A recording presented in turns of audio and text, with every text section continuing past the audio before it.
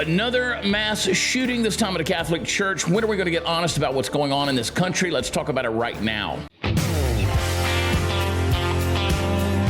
All right, folks, I'm going to say thoughts and prayers because I have been thinking about this and I have been praying about this. The morning of August 27th, that is today, during a school-wide mass at Annunciation Catholic School in South Minneapolis, a shooter opened fire into the church through the stained glass windows. The shooter, 23-year-old Robin Westman. We have now discovered that this is a person dealing with trans issues. Let's call it what it is, mental illness. Grew up within the same halls of that school and church. The mother once worked here. This is a situation that moved from familiarity to fatality, killing himself after pouring violence through a sanctuary meant for healing. This is what we see on X. Today we mourn a devastating tragedy in Minneapolis. 2 innocent children were murdered. 17 more were wounded. This is from Billy Prempa. I pray for the families who are grieving and for the recovery of every single child and adult fighting for their lives tonight. May God take the souls of the departed into his kingdom and comfort those who remain. This is beyond serious. This is tragic. This is terroristic. This shooter uploaded videos to a YouTube channel under the name Robin W. Now deleted. Of course, YouTube is going to delete them. They're out there. Where he displayed a manifesto in both Russian and English, a map of the church and firearms covered with slogans that were pro-Russian, pro-trans, pro-communist, while spewing hatred with anti-Trump, anti-Christian, as well as anti-Semitic statements. I added the anti-Semitic part because they were true. He did say those things. Carried a magazine scrawled with the words, "For the kids," before slaughtering the children at Mass.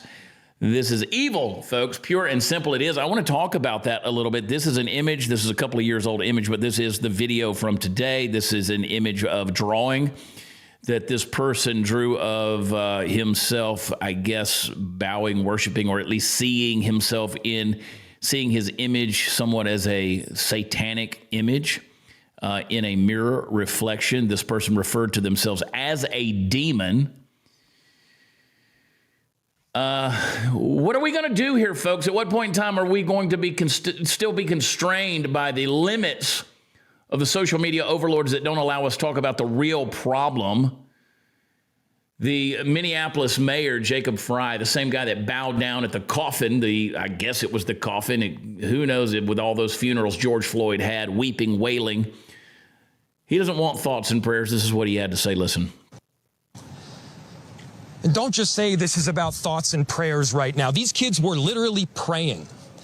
It was the first week of school. They were in a church. These are kids that should be learning with their friends. They should be playing on the playground.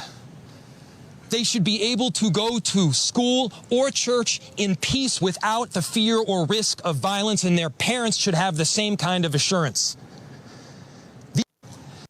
So let me ask you, Mayor, remember when your governor, Tim Walz, there in Minnesota, said he was friends with school shooters? What is that all about? What does that mean? When are you going to deal with the mental health crisis? When are we going to deal with the fact that we've weaponized people with mental health issues, such as trans people? This is happening over and over again. Let's call it what it is. This is trans violence. This is violence done on the part of mentally ill people.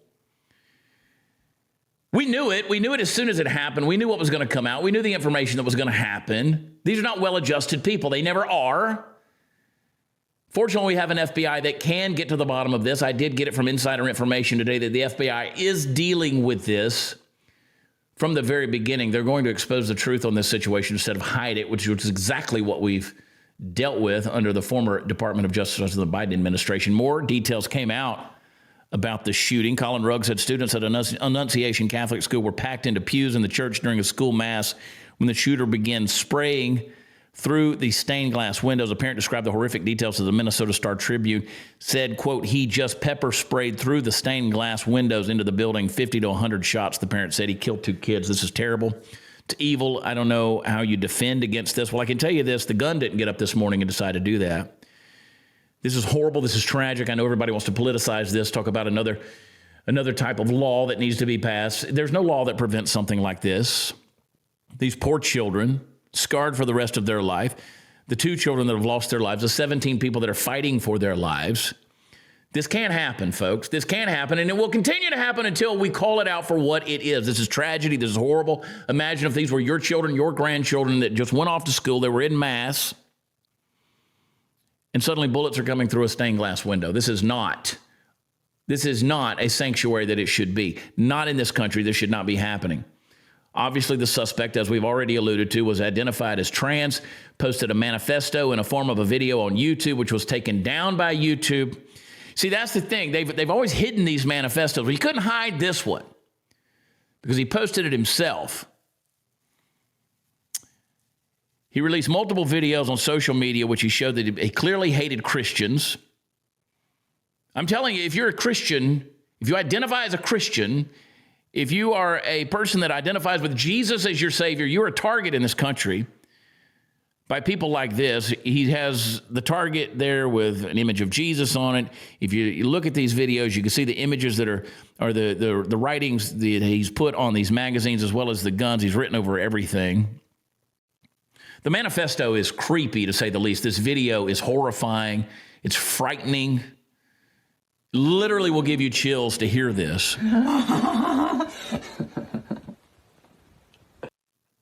This is obviously dealing with mental derangement. Listen.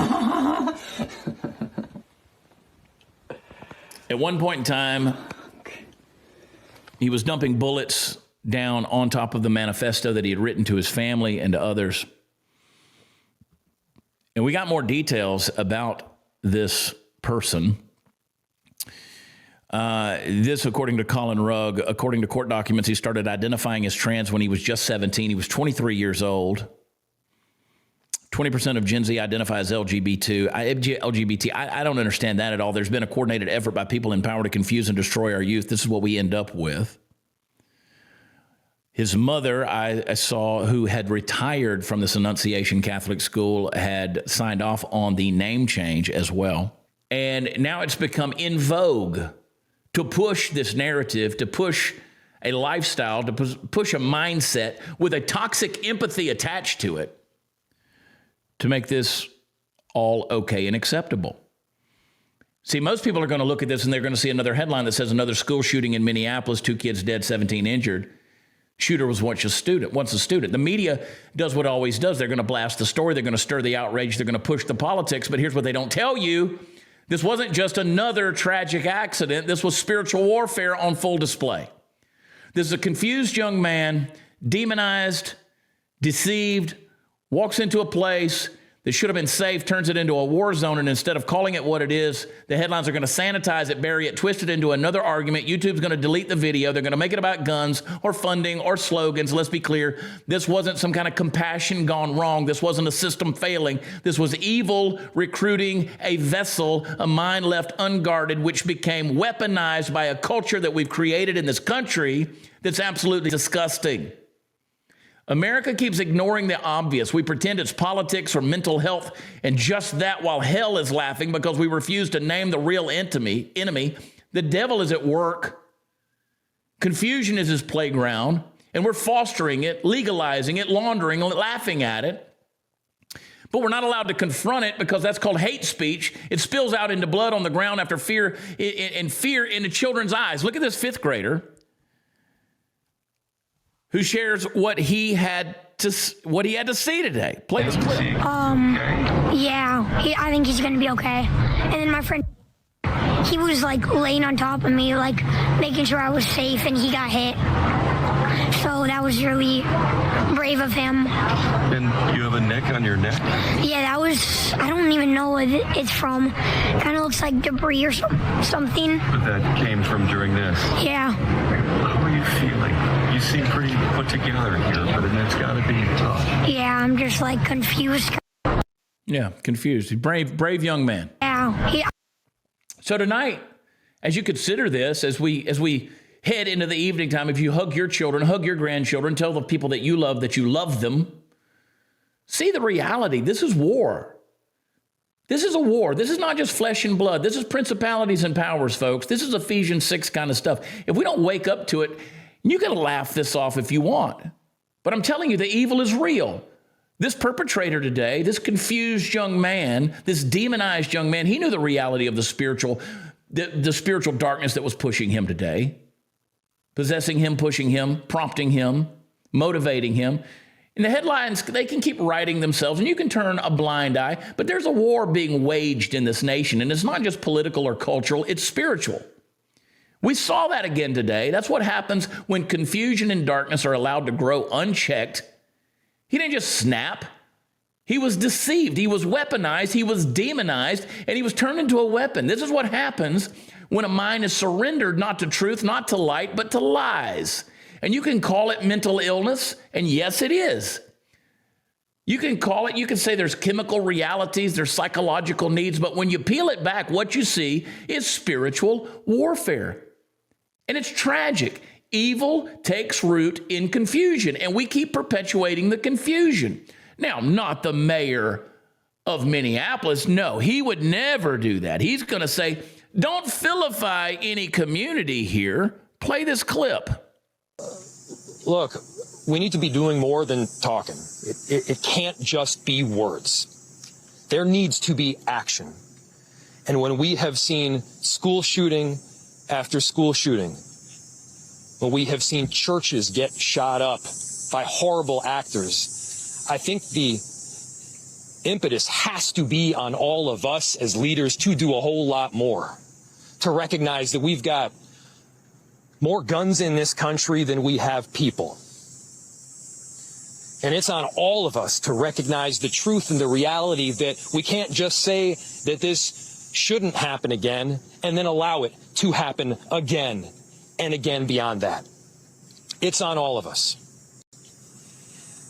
And I have heard about a whole lot of hate that's being directed at our trans community. Anybody who is using this as an opportunity to villainize our trans community or any other community out there has lost their sense of common humanity. We should not be operating out of a place of hate for anyone. Let me say this. No one hates another human being except the person who has been weaponized and demonized by lies. The person who operated today operated in hate. If you're out there, you're listening to this, and you think that what I'm saying is hate, no, I love you. I do. I want you to be delivered. I want you to be set free. I want you to come to the truth. The devil is the author of chaos. He weaponizes broken minds to destroy innocent lives. And here's the tragedy of our time, not just of this day. Instead of addressing the deeper battle, our nation's going to keep playing in the shallow end. Talk about guns, more guns are on. No, stop it. Stop it. Guns didn't do this.